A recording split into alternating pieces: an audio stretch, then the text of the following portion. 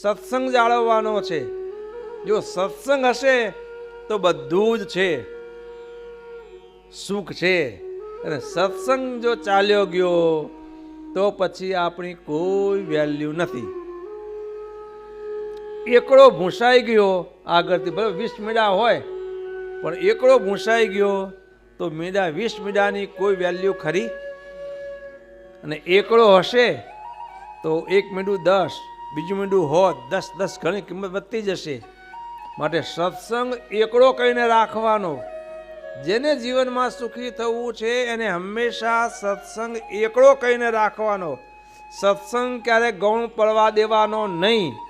અર્થાત ભગવાનના દર્શન, ભગવાનની કથા વાર્તા, ભગવાનના નિયમ ધર્મ, પંચવર્તમાન, આ જે ભગવાન સંબંધી બધી ક્રિયાઓ છે, ભગવાનનો નિશ્ચય, આ બધું એકડા તુલ્ય શું છે? એ જીવનમાં ગૌણ થવા દેવાનું નહીં.